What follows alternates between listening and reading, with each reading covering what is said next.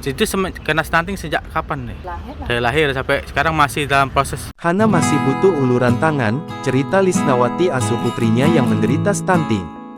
Lisnawati warga desa Kota Baru Selatan, Kecamatan Martapura yang merupakan orang tua dari Hana anak penderita stunting mengatakan, kondisi putrinya saat ini sudah mulai membaik. Terakhir saat ditimbang berat badannya mencapai 10 kg lebih di mana ini naik dari kondisi berat badan sebelumnya. Hana ya. Hana panggilan. Terus gimana kondisi Hana sekarang dari ini stunting? Ini badannya nggak kurang sehat ya. Ada perkembangan Batuk batuk ya. Untuk dari segi pertumbuhannya yuk sekarang? ya, kemarin ditimbang 10 kilo berapa ya? Oh, apa berapa kemarin? Ada perbandingan naik apa turun berarti? Naik. Naik alhamdulillah ya. Naik. Itu kena stunting sejak kapan nih? Dari lahir lah. Dari lahir sampai sekarang masih dalam proses. Lanjut kata Lisnawati, saat waktu bayi dulu sering dapat bantuan dari pemerintah. Seperti sembako, pampers, susu, roti bahkan terkadang uang dan terakhir itu saat umur Hana 2 tahun. Saat ditanya apakah ada pihak dinas yang datang memantau langsung ke rumahnya, ia menyampaikan tidak ada.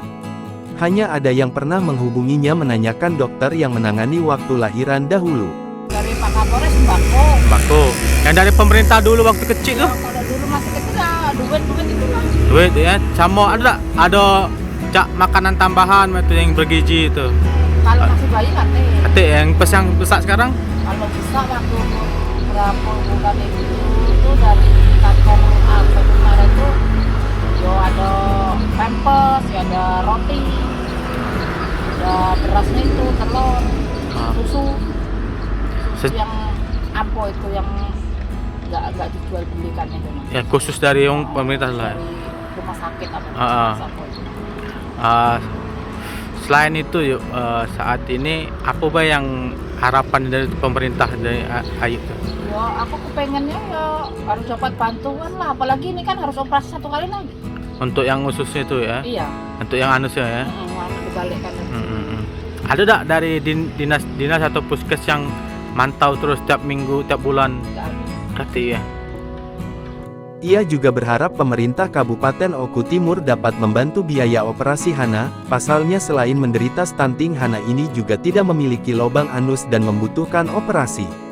Lisnawati juga menceritakan, Hana ini juga mempunyai kelainan di jantungnya, di mana jantung Hana ini mengalami kebocoran sebanyak 4 lubang. Namun saat ini sudah menutup 2.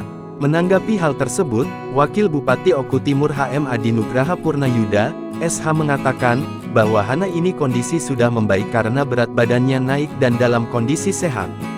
Jika makanannya kurang lalu berat badan cenderung turun maka nanti akan diberikan makanan tambahan. Makan tambahan ini diberikan oleh Dinas Kesehatan. Secara garis besar hampir sama dengan kasus stunting di Indonesia. Tapi kami membagi menjadi 3 bagian. Jadi ada kasus itu adalah pra-stunting, stunting dan pasca stunting.